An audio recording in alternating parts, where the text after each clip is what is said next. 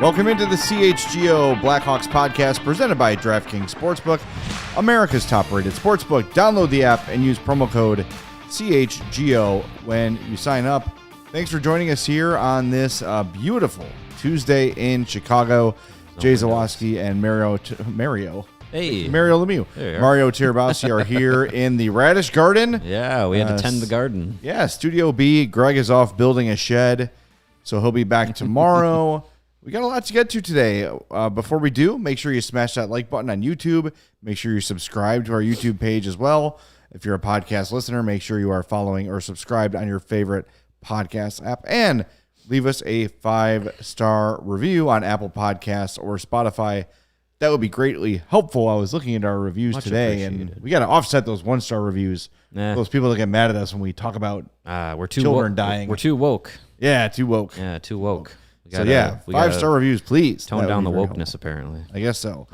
All right, let's start with the news that came really late in the show yesterday. Mark Eaton of the Blackhawks development staff was a guest on the Blackhawks Talk podcast, them of the similar graphics, and talked about the team's decision to take the development camp program off ice this year. What we had seen in years past was Hawks prospects playing together, practicing together, eventually scrimmaging together. So after the show, I listened to the podcast. I'm sure you did too. And the reasoning was very sound. Yeah, it makes sense. What was interesting to me, and by the way, this is a good reminder, Thursday at 2:30, we're going to have Colby Cohen on the show. He's got strong thoughts on this as well. He's a player who suffered an injury in development camp, and it stunted his career a little bit. So he'll talk about that along with everything else Blackhawks offseason.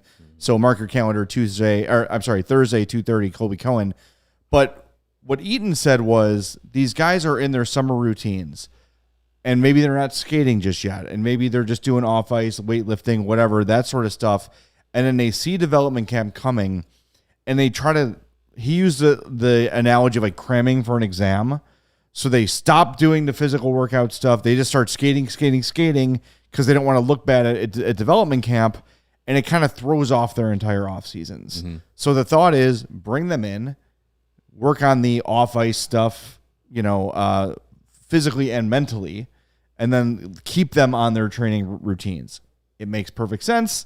I'm on board. It just sucks that it's going to be a little bit more time to see Connor Bedard on the ice for the Blackhawks than we were expecting, because development camp starts the day after the draft. Right. That was a realization we had after we figured, like, okay, we're going to go to Nashville. All those plans are coming into place. Right. Thursday's day 2 of the draft. Then we go home Friday, and it was like, wait a minute. Friday's day 1 of development camp. Like, we figured, like, are we going to have to just leave Thursday night, drive through the night, get to Chicago, and, just sleep in the office and then go to camp in the morning? Like, so yeah, that first day being right after the draft. Usually day 1 is not on ice anyways, right. But the fact that it's all going to be off ice, like you said, like I get the reasons for doing it. I understand that. But from a fan perspective, like this is a huge bummer because it's, as excited as we've all been, to see the prospects that came in from last year's draft class, a couple of them, from the last few draft classes that have really like took big strides, whether it's in college or junior or, wherever or overseas, wherever they're playing. Prospect camp is always that week where, people can see the next generation of players coming through, see them up close and get, access to these players that, you wouldn't be able to get, it's hard to go to Seattle and watch Kevin Korchinski and Colton Dock and Nolan Allen.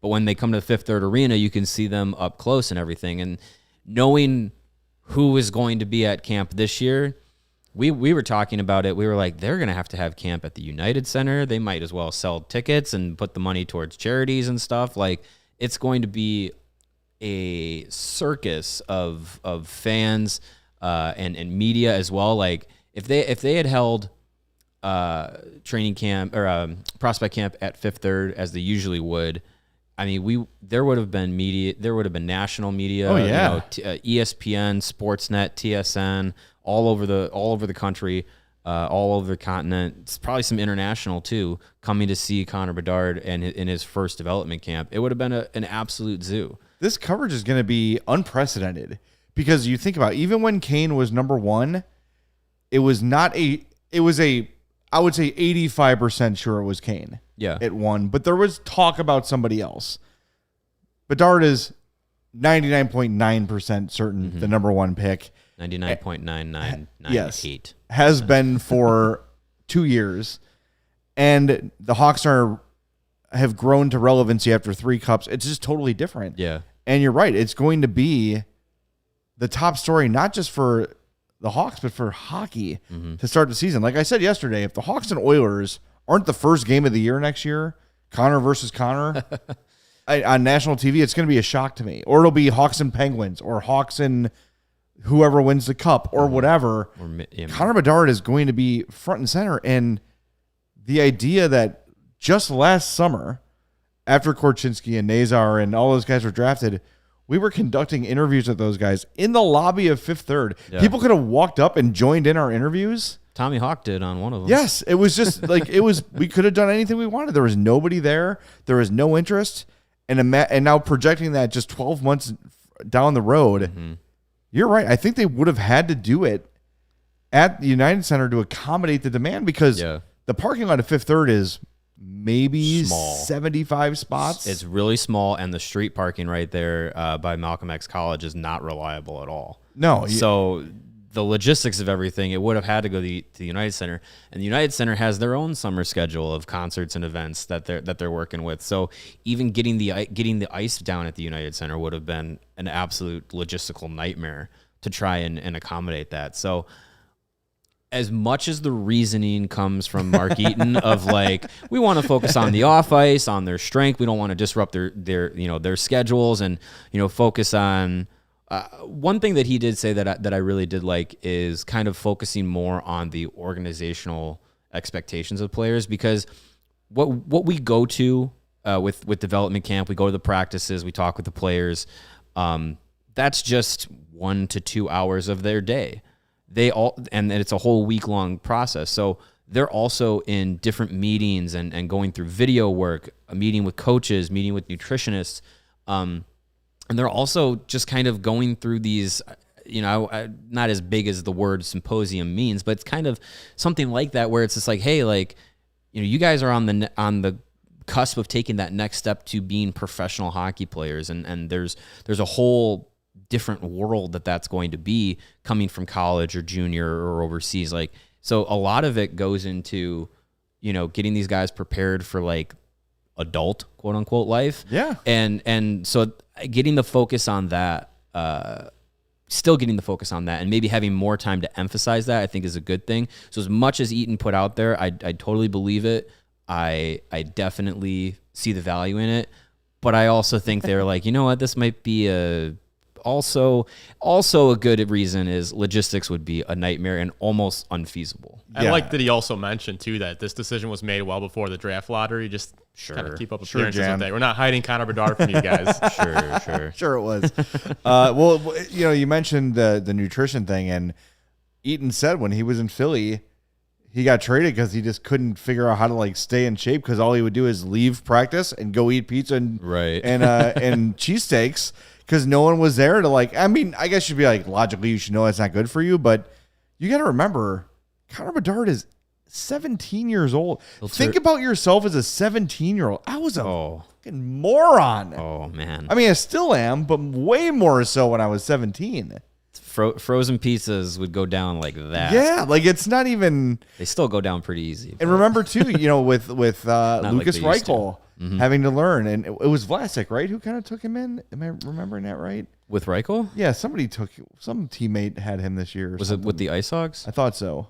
Well, we talked to Vlasic. It might have been him. Yeah, whoever it was, he needed like a little more of an experienced teammate to take him in and say, "Here's how you cook." Someone a little older. Yeah. This is a vegetable. Yeah, I need that class too. But you know what I mean? Like it's and Charlie the Bacon guy says, do they teach money management in prospect camp? I don't know about that, but there's probably I'd hope resources so. for that stuff. I'd hope they think they about do. when you start a new job, like the onboarding process. Yeah. If you work like an office job, my 6 months in management, Sky Point for that. Like my first week was onboarding and learning stuff and like how to handle employees and all that stuff. Like that's everybody. Your first week in a new job is like, I'm not working, I'm just learning. Right. You know? Yeah. So I know it's a little different, but it is the smart thing to do. I think it will be best in the long run for the players, but damn it. Can we just have like so Bedard? Here's what we can do. All right. If the Hawks are listening, I know they are. They listen all the time. We appreciate it. I want a fireworks rig along the glass at Fifth Third. And as soon as the meetings wrap up, Connor Bedard comes out in full Hawks garb, just does a lap, and the fireworks blow off. You know, some 80s hair metal song is blasting. Like Kenny Powers or something. Yeah. Exactly. And then he just goes back to his meetings. It's fine. Sure. I just want to see it. Yeah. Or he has to do media in full uniform. Skates, pads. Just wear the jersey. Yeah. I want a helmet on. I want the whole experience because now we have to wait. But look, I like that they are, let's say this. If John McDonough was in charge of this team and Connor Bedard was a pick, it would be tickets available now for development camp. Come see Connor Bedard and the Blackhawks prospect. It would be a spectacle. It would be a whole ass thing. Is it fun for the fans? Yes. Does it drive attention to the Blackhawks? Yes. Does it help Connor Bedard and his fellow Hawks prospects develop? No, it does not. No. So the emphasis on hockey from Kyle Davidson and everyone below him has been really impressive. Their patience, their what would the word be, like their ability to stay calm when things are exciting. Yeah. You know what I mean? Level-headedness. Like, they're level-headed. They don't panic. There's no knee-jerk reactions.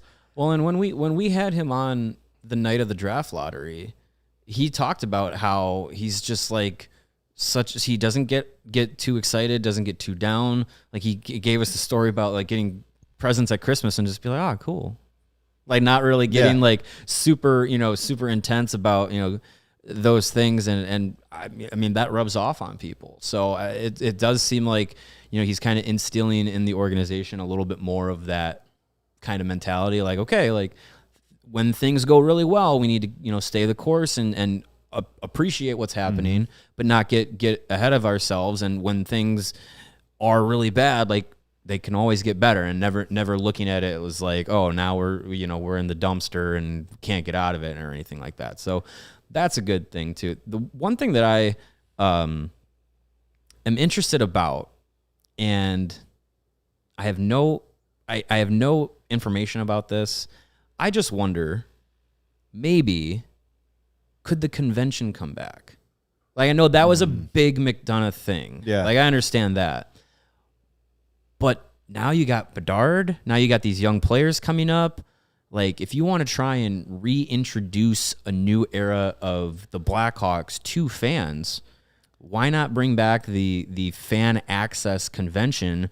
No, there's no longer Taves, no longer Kane. Here is this big stage to put up your new players. I know they don't have those big marquee guys. Sure. Well, yeah, but once they draft Connor Bedard, there's your number one. It's interesting because, and I'm not saying it's going to happen this summer. No, I know they would have already. The announced biggest that. question they have is how do you handle the alumni, and how do you handle that's very everybody true. from 2010? Yeah, because you can't really have one without them. Yep. You could bring Andrew Shaw in, who wasn't there in 2010. You could bring in guys later from the dynasty that weren't on the 2010 team, but it's going to be really hard to just completely shut out all those guys. And at the same time, it's going to be really hard this shortly removed from Kyle Beach to bring those guys back and parade them out on stage and rock you like a hurricane and 100%. smoke machines blowing. Yeah. Like it's an awkward thing. It's an awkward place to be for the org. But if it was just, I think there's a way you could do it that would be maybe not officially the Blackhawks convention, but like come get to know the new Hawks. You know, like a showcase or some sort of fan fest. like a fan fest. Yeah. And like I know they used to do the thing at Notre Dame too. that would be just, yes. That something connection's like not as strong as it used to be. exactly. With he who shall not be named. With the college football team that will be named because they're my favorite. But something like a fan fest at the United Center, have little inflatables out there, some games for kids to play, have a DJ, have a band, whatever. And have it do it with current guys. Yeah. And come in before the preseason starts and Team Red versus Team White. They play a pickup scrimmage game, you know, and then guys are available in the atrium for autographs or whatever. And I think that's something very doable that gets the new faces out there. And by the way, aside from Bedard, they've got a ton of marketable prospects. Oh, yeah, Like, absolutely. Frank Nazar is going to run wild in Chicago. He's going to be a star as long as he backs it up on the ice. Yes, for like sure. he is a good-looking dude who can do magic and sing, and like that guy's, you know, he's a total package. He's probably killing it at Michigan. You know, hope soon to be big man on campus. Like Korchinski, all those guys with the Thunderbirds had like maturity and I don't want to say wisdom beyond their years, but anytime you talk to people that young, you're like, all right, how's this going to go? They were outstanding. They were great. They had thoughts. They were like this group truly has some star power to it. So I think that's a really good idea, is just having some sort of fan fest for the preseason, or even if it's before the first home game, you know, not that day, not the opener, but right before the season begins. They do the red carpet thing, but that's not necessary. That's not like meet and greet. That's just, here's Connor Murphy and Seth Jones slap their hands as they walk by in suits. Like Bears family night is kind of the same idea. Like, hey, let's get people in here that maybe can't afford or won't have the opportunity to get to a regular season game. Give them the in-game experience, right? Have the music, have the anthem, have all that stuff. And then just have the Hawks scrimmage each other. It's fun. It's at 60% intensity. Yeah. And do it before training camp opens. Right. Before all the guys are, fighting and battling. It's just a half-ass scrimmage, but it's more about the fans being out there to see the players, get some access to the players that they maybe haven't had this summer. I just think too, getting these fans on board with this next crop of Hawks, even without Bedard. Bedard's the ticket, right? People want to come and see him, and that's why people are going to go if they do something like this. But even beyond that, like, get them familiar with Korchinski and Nazar and Reichel and all these guys, Vlasic, who are ready to make the jump or a year or two away from making a jump, so the fans feel an identity with that group. Yeah. And it becomes a lot this is what we talk about. The ripple effects of Connor Bedard make everything easier for them. Everything becomes easier. But even if it had been 2, 3, 4, 5, something like this is a good idea, because instead of who are these effing guys like in Major League, you're like, I met that guy, in 2023. He was a super nice kid, and now he's here. Oh man, like you got that connection. Yeah. So I'm sure they're thinking of something like that. I'd hope it'd be foolish to not. Yeah, just go about it like no workouts. Like it's a big fan engagement missed opportunity, but I'd imagine that they have some sort of contingency plan to kind of make up for that. Yeah, I'd hope so, at least. It'll be fun. I'm either way. I'm really looking forward to this off season. We're going to be in Nashville for the draft, and I know a lot of people are just thinking about Bedard, but day 2 is going to be wild. It's going to be very interesting to after they make the Bedard pick, everything's on the table. Yeah, They could go in so many different directions, and it's going to be really exciting. They might move up on night 1. They might make their pick at 19. Day 2, they might make all their picks. They probably will trade up and have some movement. Like, they have 4 second-round picks. Like, right away in day 2, it gets interesting. That's, as we were trying to plan the trip, our friends at PHNX have like a pontoon ride planned, and there's all they're at like a winery, wine tasting, and we're like, we're not gonna have time to do any of the we're gonna be working our asses off there because there's gonna be so much happening with the Hawk. Like, And trust me, it is hard for me to pass up a booze cruise on a pontoon. Yeah, it's gonna be a wild second day, and I'm looking forward to it. I know the Athletic, Corey Pronman and Scott Wheeler, they just did a first 2 rounds mock draft this morning, and I was looking at some of the players going in the second round, and just kind of going down the list of who's available. I'm like, man, I remember 6 months ago, some of these names were first round grades, and now they're kind of slipping to the second round. It's just like, man, there's a real opportunity to walk away with 3, 4, maybe 5 first round grade players in their first 6 picks.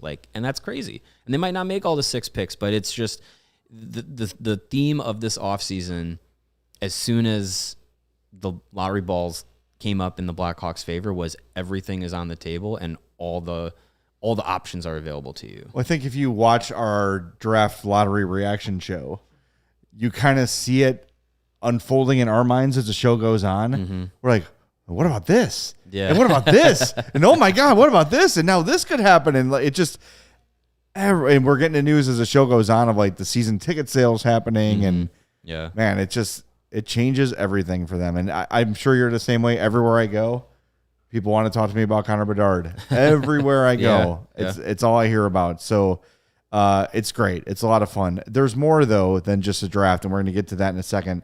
But first, I got to remember what Reed to do. You have Shady Rays? I do have Shady Rays, and it is sunny as hell today. It is. And my Shady Rays are in the softball car.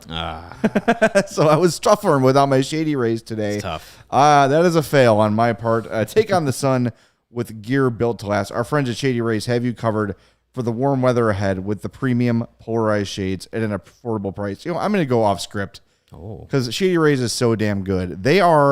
We got sent Shady Rays as part of their endorsement here, and I was like, these are the nicest sunglasses I've ever owned. They are super. They look great, first of all. They are incredibly sharp when you put them on. It almost improves the vision. Yeah.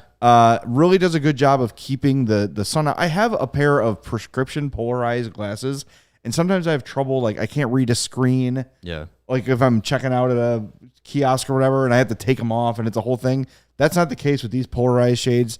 They're great, and they stand behind everything they do. They have the best protection plan in all of eyewear. It is a full lost and broken replacement policy. If you lose or break your pair, even on day one, they will send you a brand new pair, no questions asked. Wear them with confidence because they have your back long after the purchase. And aside from that, they're giving you a killer deal. Mm-hmm. They're giving you their best deal of the year. Go to shadyrays.com.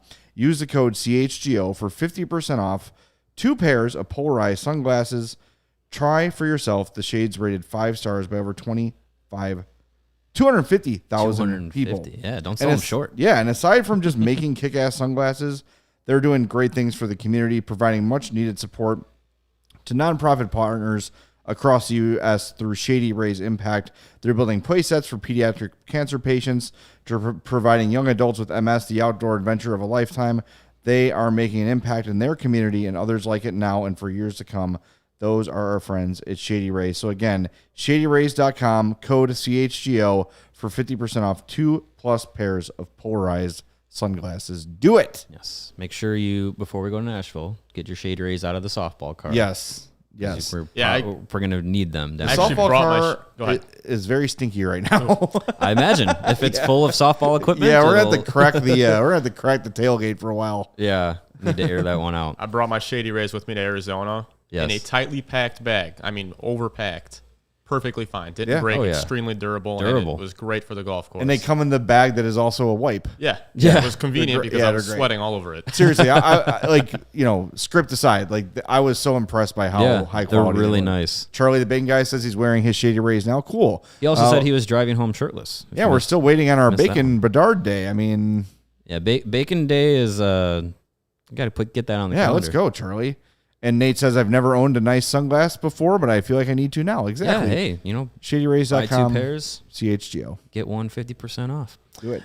And beautiful weather today. It's a good day to kick back, throw your Shady Rays on, and crack open a nice, cold, delicious Goose Island beer, the official beer of us here at CHGO and Chicago's beer since 1988.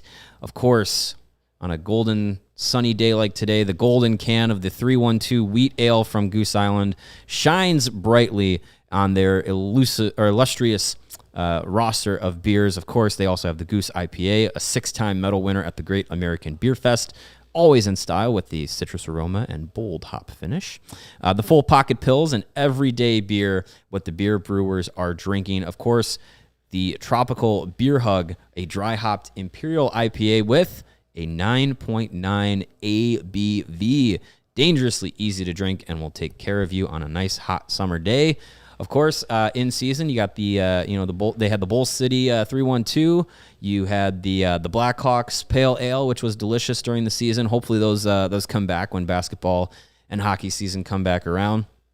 You got the Green Line, the Matilda. Huge roster of delicious beers from Goose Island. You can get all of those and more, some ultra fresh brewery exclusive beers at the Goose Island Original Brew House located on Clybourne Avenue in Lincoln Park. Or you can go to their tap room at Fulton Street in Westtown. Again, that is the Goose Island Beer Company, Chicago's beer. Tonight is a night to go out on the porch and crack a beer. Mm-hmm. If there's ever been one. Finally got a night off. I'm doing it. There you go. I'm going to enjoy this evening and some Goose Island beers. Right before the show started, as always happens, we are hashtag blessed by the hockey gods every day. Give it 24 hours. I'm going to let you sort of outline this as your discovery, but our buddy Frank Saravalli with a hockey blessing for today. Yeah, so Frank Saravalli and Daily Faceoff today published their analytics-based projections for their top 50 free agents available this offseason. Obviously, the Blackhawks have a lot of money to spend, so this caught my eye immediately, and there were some really interesting names and figures put together for their list. And their list was done with analytics from the New York-based AFP analytics department, which they did mention, Daily Faceoff did, that last year the AFP analytics projections were very accurate. They had an average error range of just $348,000 on their AAVs and just a 0.61 years difference on their average contract expectations. So $350,000 give or take and 0.6 years give or take. So this is a very accurate, very reliable analytics formula that they have for these projections. So this is really interesting. We'll throw the graphic up here. These are a couple of names that have been circulating either in the Blackhawks sphere or in our discussions about free agents and whatnot. And another one. And an extra one as well, just for, we'll talk about it. And then on the right of your screen is the projections from Daily Faceoff, again, coming from AFP Analytics. So you got Tyler Bertuzzi, JT Compher, Michael Bunting, Alex Killorn, Ryan O'Reilly, Max Domi, Max Pacioretty, Jason Zucker, James Van Riemsdyk, Sean Monahan, Teddy Bluger, and Patrick Kane. So these are some interesting numbers. Yeah. And when we've talked with Kyle Davidson and when he has spoke to the media in general, it really seems like he has laid out that they are not looking to go long-term with anybody, really. Yep. At this point in the game. So when you look at the list, guys like Tyler Bertuzzi, JT Compher, Michael Bunting, even Max Domi, all at 5 years. I don't know. That I know the Max Domi coming back to the Blackhawks narrative has been pretty strong, but the way he's played in the offseason, like, maybe he just stays in Dallas. It's been a really good fit. He's been performing pretty well. And even on the open market, it might not be as simple for the Blackhawks to get him to come back now the way that he's been playing in this postseason. No, and and I said this last week, but exactly what Max Domi wanted from his contract with the Blackhawks, he got. Mm-hmm. He had his year to play in the top six, to prove himself as a performer, got traded, performed in the playoffs, boom, now he's looking at a 5-year deal with somebody. Good for him. Yeah. I would love to have him back. If I'm Kyle Davidson, I'm going to option B. I'm not giving Max Domi 5 years because I don't know where this team's going to be in 5 years. Right. I'm going to assume 5 years from now, there's not going to be a lot of space on the top 5 for a then, 33-year-old Max Domi? 32, 33 in that range. Yeah. Yeah, and that's not a guy who you can move. I mean, I guess you can move him to the bottom 6 and have him be in like a Chris Versteeg kind of a role. Mm-hmm. If they want to, I'm on board. I think mutual interest. Yeah, sure. I would be surprised if he was going to give 5 years to him. Remember, the beauty of, I guess you'd call it maybe the only downside of Bedard is his next deal will be a max. Mm-hmm. There's no question about it, unless he falls way short of expectations, which no one thinks is going to happen. Mm-hmm. You're going to have a new deal for Reichel. You're going to have new deals for all these guys kind of hitting within a year or two of themselves. So we all love Seth Jones. He's been good, but that contract's in albatross. It's going to be there for a long time. I don't know how many of those Kyle Davidson wants to tie himself down with. Right. If Max is ready to sign maybe a little more money for less term, and you give him a 3-year no movement clause because he wants that security, okay. Sure. I'm down with that. So what was the projection? 4.75? Max Domi was projected out at 5 years at a where is it? Yeah, 4.75. Yes, $4.75 million cap hit. We'll give you 3 at 5.25. Yeah, I mean that's that might work, but I think Domi has expressed that he wants to feel like he's got a place to settle with in the NHL. He's been on a bunch of different 6 teams in his career. He's bounced back and forth. He's done the 1 year kind of thing. I think he wants to be able to settle down with a team, feel like he's got a spot. Kind of similar to what Andre Athanasiou is looking for, and so when he says, when he sounded kind of hesitant about coming back to Chicago, it might be like I don't think he wants to maybe look long term in Chicago. Now maybe that changes since he last spoke at exit interviews, but yeah, I think for Domi he might want nothing short of 4 years. I don't know, but if it's 5 years and just under $5 million. I mean, you got to also think with the salary cap going up over time, because I was looking at this and I was like, and we were talking before the show, and I was like, man, $5 million for this guy, $5 million for that guy, like that seems like a lot. And then I'm thinking like, well, in 2 or 3 years, the projection of the cap is to, and I know we've said this many times before, but it's to really have a significant bump where no longer is $5 million, the range where you pay your second line players. It's where you pay your third line players. Yeah. So it's interesting to see, where things go. And if Domi's not there, then, I go back to this list and some of the players that are on there, around, 3 years or less that really get me interested. One of them, I know that we've talked about a number of times here, is Ryan O'Reilly. That projection, sign me up. That projection is a really good projection, and if he were to have, if there were to be mutual interest between the two, I'm all for it. Steven, could you throw it back up there real quick? The graphic. Ryan O'Reilly was projected at 3 years, $5.5 million. I think that's fair. I think that's very fair for a guy to come in and be your first or second line center. 32 years old right now. Yeah, a guy who's been around the block many times. Stanley Cup winner. He really elevated his play in the playoffs with the Maple Leafs this year. Yeah, I think that is something that I think the Blackhawks could be interested. Again, it has to come down to mutual interest.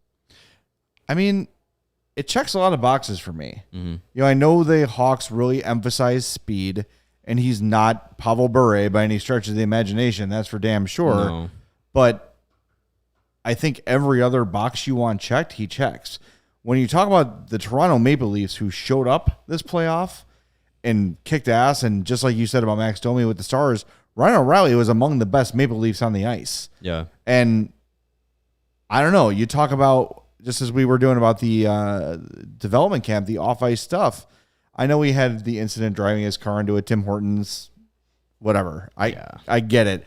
But haven't been any other questions about his character that I'm aware of. It seems like he has turned his attitudes and things in his life around since that incident. Well, and look, like, how different are you from age 22, 23 to age 35? Like, you are a completely different person. So people can change, and recent reports on Ryan O'Reilly have been all positive. Mm-hmm. Maybe he's not the ideal fit, but for that cost and that resume and that kind of a profile, especially as we were talking about the other day, with Reichel and with Bedard and with Nazar in the future, you've got a lot of talent. You don't have a lot of size. Mm-hmm. You're going to need to bring somebody in that can add a little bit of oomph to those lines. Absolutely. And, you know, Taylor Radish is gonna make a lot of money because of Connor Bedard, I think. Yeah. Or Lucas Reichel, whoever it might be, maybe both. But I would like to see them get a little bit bigger. And again, as that conversation continues, Max Domi, not a huge guy. See, if the pick was Fantilli or Leo Carlsson, right, bigger forwards, then the projection changes, right? Mm-hmm. But with Bedard and Nazar and Reichel as your three top forward prospects right now, and who knows who else they draft this year, you got to start looking at bringing in some beef, a little bit of size, yeah, manly men slapping meat, right? That's the, I mean, that's what they, that's what they got to bring in. You got to have some size. You got to have a little bit of some tenacity to your lineup as well, and you can get it in other places, but definitely in your top six, you want to be able to have a guy who can have a little nastiness to his game. And can produce, like, you can go out and have a Ryan Reeves, but like that's not, you don't put him in your top six. By the way, sign me up for that. Sure. Just from a coverage standpoint, I'll take Ryan Reeves in my fourth line. From a quote. Yeah, sure. Hell yeah, go for it. Absolutely. But yeah, I think a guy like Ryan O'Reilly would be a really good fit because it helps insulate that young group coming in, and it gives you not. And it doesn't give you a guy who's going to walk into the locker room and be like, this is my team. But exactly, it's a guy that walks into the locker room with a resume and like, a commanding presence. I'm going to listen to this guy as a young player. It's not, it's not a guy who you're signing to be, oh, here's our new face of our franchise. It's a guy that to come in as a quote unquote mentor. Yeah. A couple people in the chat bringing up the Maple Leafs angle of things, and they're due for a shakeup. If you don't know, Austin Matthews is a free agent after next year. He wants to get that deal done before the season begins. There's a wrench in that because Kyle Dubas has been fired, and they don't have a GM at the moment. But the thought is that one way or another, the Leafs are going to have to move some salary. Nylander, Mitch Marner have been mentioned. I saw somebody in the chat say that the Hawks don't have the assets to trade for Nylander. I think that's not true at all. It's Rick89 there at the bottom, Steven. The Hawks have all the assets to trade for Nylander. The Leafs are draft barren. They have their first round pick this year, if I believe they do, but then they have no picks until the 5th round this year, and then I don't think I'm pulling it up. Not sure if they're in a similar situation next year, but yeah, they don't have the capital that the Blackhawks have as far as future draft picks and future assets. And you have Matthew Nyes as your top prospect. He's going to be in the NHL next year. This year, they have Boston's first, which is 20. I'm not sure exactly the number. I think it's 28th. And a 5th and a 6th.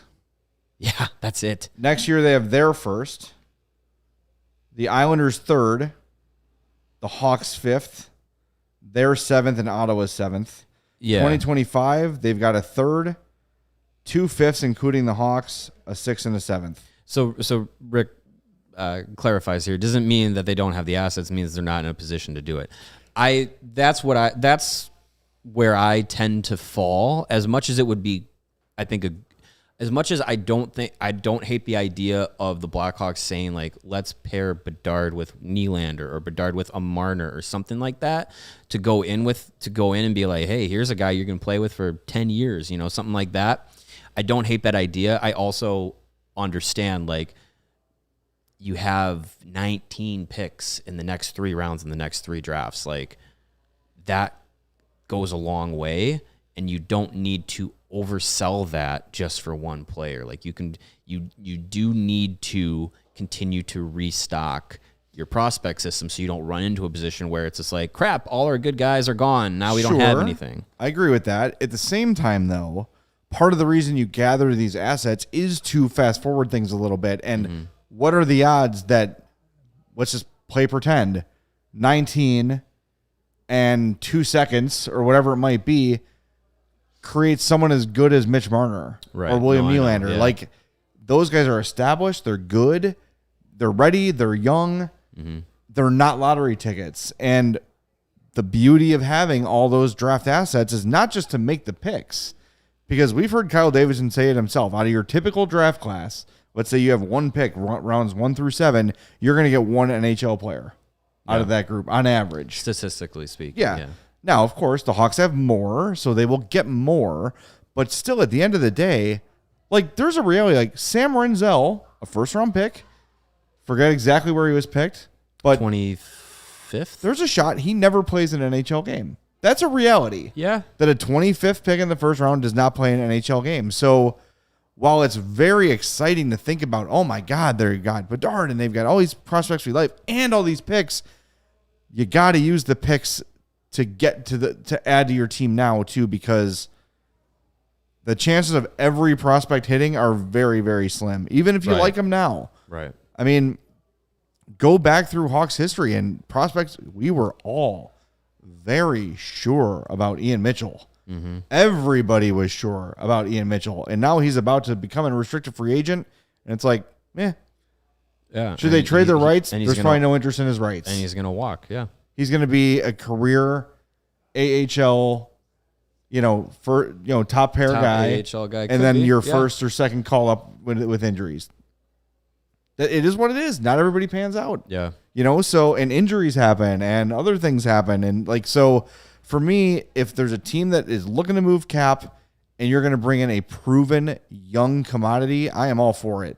Like, I don't know if Mitch Marner is a reality, but I mean, that would take a lot. Yeah. Those, and even Nylander too. Like, those are still deals that it's just like, it's not just here's 5, high draft picks and we'll take Nylander.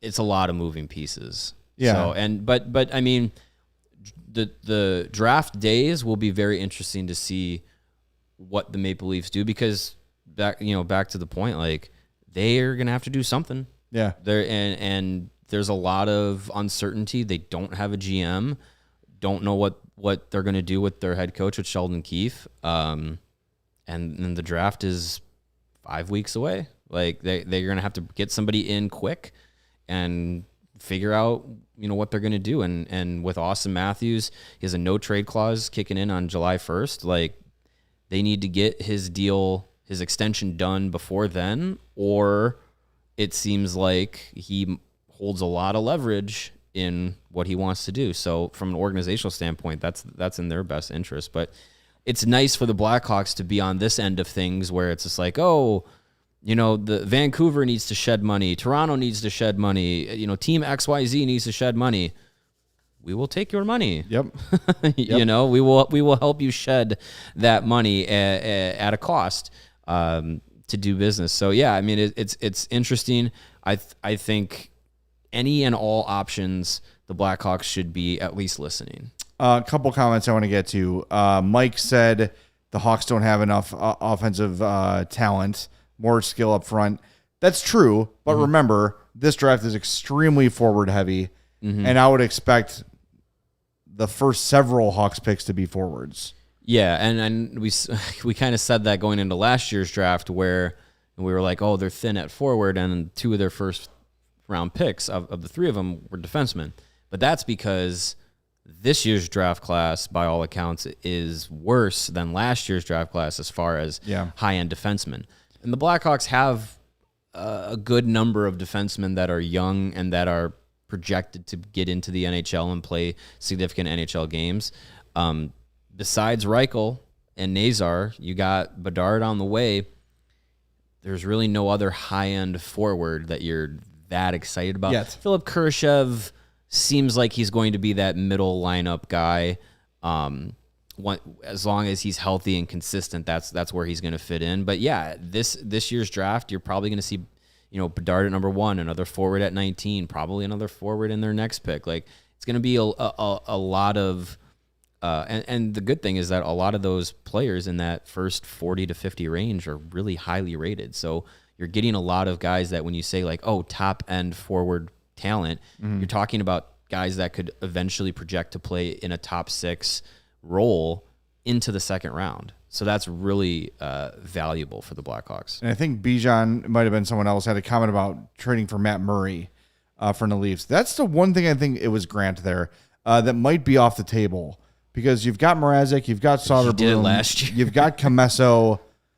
They're pretty set in goal. Now, I know Comesso's not proven. Soderblom isn't proven yet, of course, but I think bringing a long-term problematic goaltender contract, I don't know how much that interests them. Yeah. Let's see, Matt Murray. And you're not gonna. Oh, he's only got 1 year left. Yeah, you'd have 2 former Leafs goalies that were dumped off on 1 year deals. 4.6875 for Matt Murray next year. I mean, I get it. They have a lot of money that they need to spend, but I don't see the Maple Leafs doing that again with the Blackhawks. They might go elsewhere to maybe try and I don't get that money. Think off you're their going to books. see the Leafs trading assets, draft assets anymore. Right? Maybe they don't have any. Maybe it's part of a package deal. Yeah, maybe they talk about some of their prospects in a deal like that, but I don't see them going to the Blackhawks for it. And yeah, I think the Blackhawks seem they sound a little committed to giving Arvid Soderblom a bit of a promotion in playing time, which would mean being in the NHL. Yeah, that's how you develop. And he's going to be, as things are now, however you want to label him, 1A or 1B. 1A, 1B. I would imagine a complete split with Mrazek at this point. Yeah. So, and he's ready. He's taken his time. He's played in Rockford. He had to come up here and play probably more than they would have liked because of injury, but they do project him as an NHL goalie and a starter. So now's the shot. Yeah. Now's going to be his chance. And, Comesso's right there nipping at his heels. And, hey, in Jackson Stauber's limited time here, I think it went a lot better than people expected it to go. It did, yeah. He was pretty good. So we'll see. Yeah. I mean, I think that just maybe if it wasn't Bedard, these things would be a little more... I don't know. I feel like it does accelerate things a little bit. As much as they say it shouldn't and it won't and they're not going to stray from their plan, they're kind of obligated to. I think it changes things to a degree.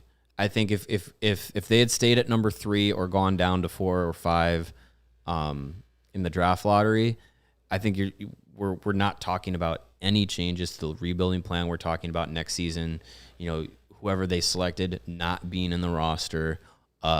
It's we're talking about next season basically being like the Lucas Reichel show, and that we're talking about a team that's likely going to again piecemeal together a roster like they did this year with players that are probably out after 50, 60 games. With Bedard, you get a player who jumps right into the NHL. You get a guy who's a focal point of your team, probably going to be the focal point of the team for maybe his entire career. Who knows? It changes it. So you do have to have a little bit of flexibility with your development plans, and the development plan, I think, it's still on an individual basis, because you can't have all these. You can't say just because Bedard's in the NHL next year, well, now Kevin Korchinski has to be. He doesn't have to be. It doesn't. You don't have to push anybody until they're ready, and having Connor Bedard gives you that flexibility. He kind of gives you leash in developing some of these guys, where it's just like, okay, he's here now, so it kind of satisfies that need to see like your top player progressing and moving forward. You'll see him immediately. So that allows for guys maybe like a Nolan Allen or an Ethan Del Mastro or Colton Dock, like these guys that are probably going to be in Rockford next year. It's not going to be like, well, they have to play in Rockford and then get to the NHL in one season. You can say like, well, they played all year in Rockford as a 20-year-old, kid, 21 years old, getting their first taste in professional hockey. Like, it gives you a little bit of leash. So I think it changes it in what you kind of do around Connor Bedard, but I don't think it changes it as much as, the timelines that you're looking at some of these players. Yeah, remember, Duncan Keith played 2 full seasons in Norfolk before coming to Chicago. Yeah, and Brent Seabrook played, I think 4 years of junior, and then came to the NHL, something like that, or because I don't think he played in the AHL.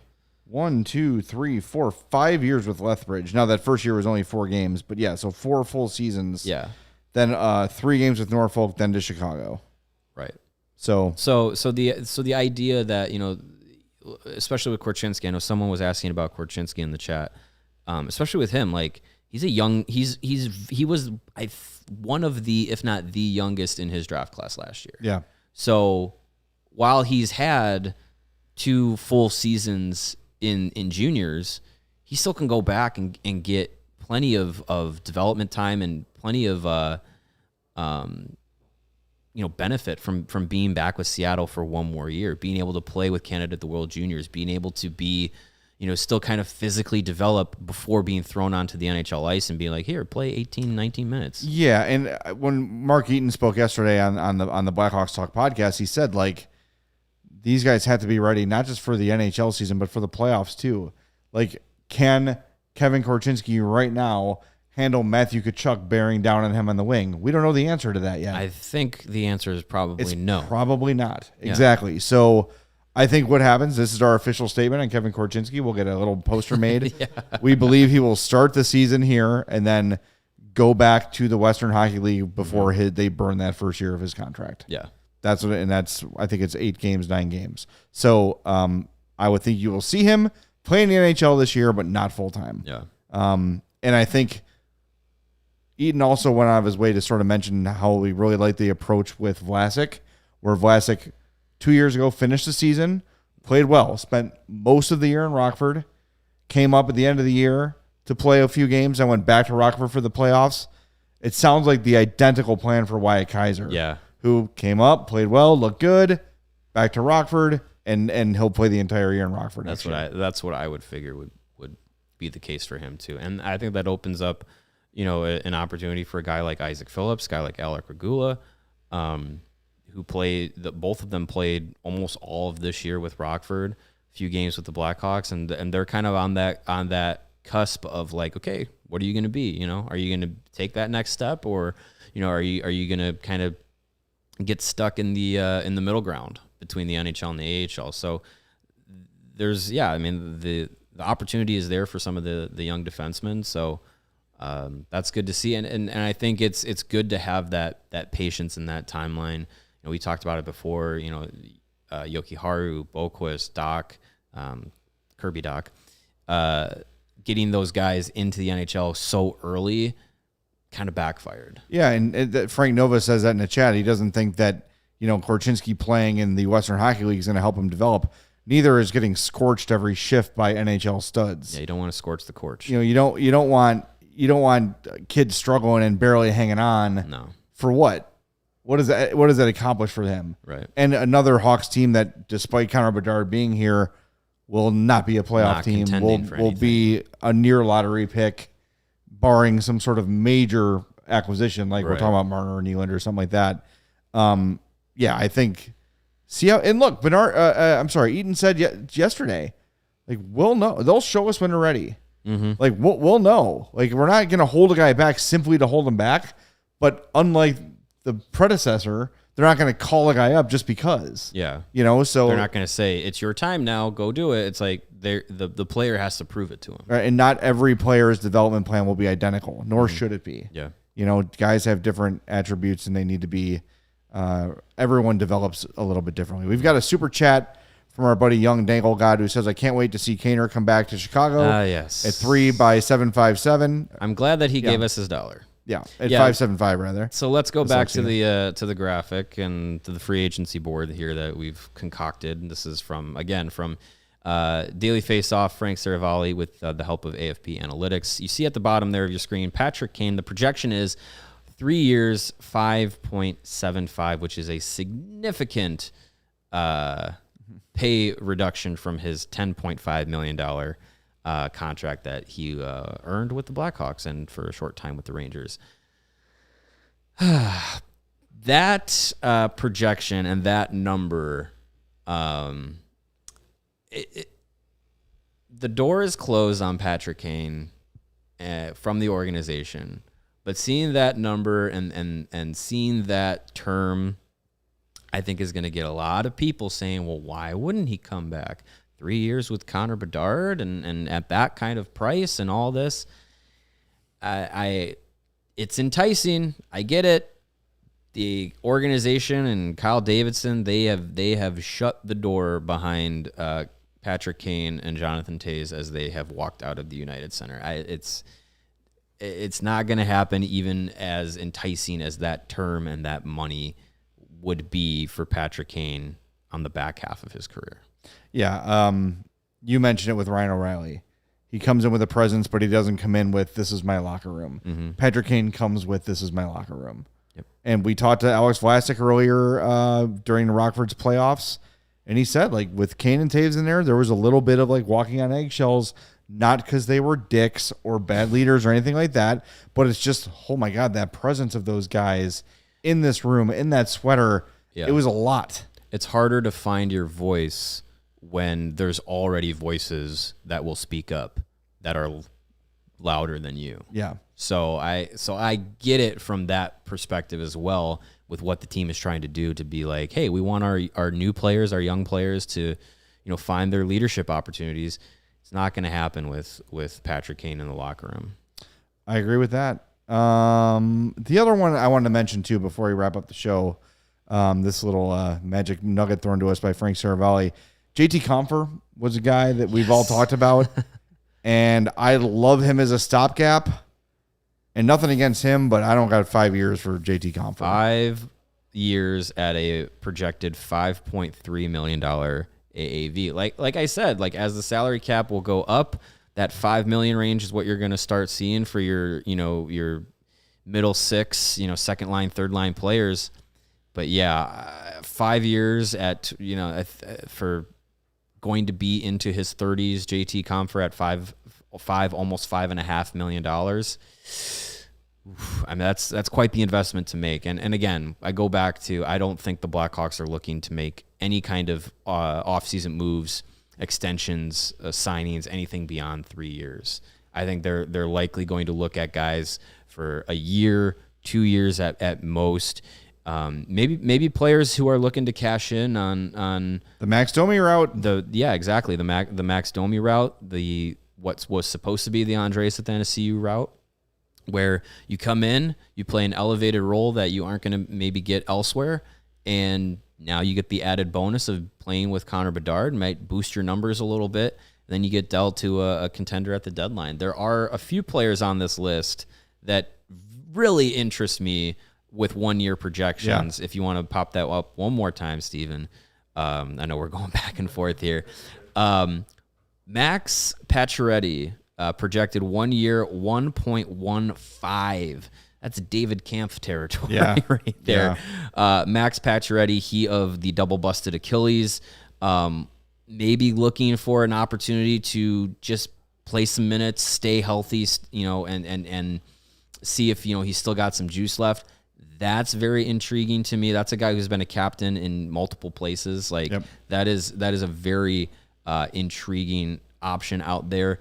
Another one on there for 1 year, $1.8 million is James Van Riemsdyk, famously picked behind Patrick Kane in that 2007 draft. He doesn't really have a lot left in the tank, but he's still got some left in the tank. You play him in a top six power forward role that gives you some size up there, along with Taylor Radish, to again insulate that top six.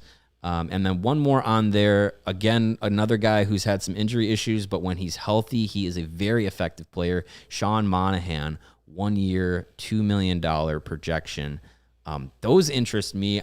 Obviously all of them aren't going to happen at one time. If they did, that'd be really weird. But I was talking about, I was like, if they got all three of those guys on 1 year deals in that $1.5, $2 million range, that's a very weird Blackhawks team. Cause it's like, we might actually be like one of the best bottom third teams and then sell everybody off. And then it's like the worst, they're the best they might end up finishing in the lottery is like, oh, we have the 10th best odds. Like it's such a weird team that they could construct that. That could be your second line. Yeah, exactly. Pacioretty, Monahan, and JVR. Yeah. Hey, I'm that's the sort of thing. Like, and these guys are going to look at what Max Domi did. Like that was very savvy by Domi to do that. It went well. It went great for him. Mm-hmm. And now you add Connor Bedard into the mix. Dudes are going to get points because someone has to, right? And I think playing for Luke Richardson, he established himself as a competent head coach in his first year. I think that will also attract some players. They have nothing but options. Please fast forward me to draft night. All right, we're going to wrap things up. But first, we want to remind you that the ComEd Energy Efficiency Program is committed to helping families and businesses in the communities they serve by helping manage energy usage and lower energy bills now and into the future. That's right, Jay and Steven.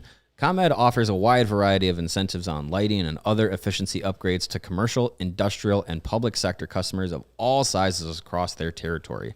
ComEd offers free facility assessments that can help find energy-saving opportunities, like for HVAC systems, commercial kitchen equipment, or industrial processes.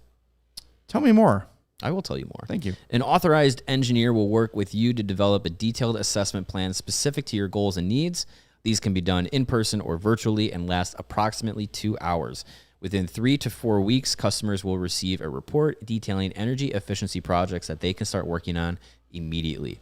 Each recommendation will include estimated energy savings, cost savings, project costs, potential incentives, and simple payback.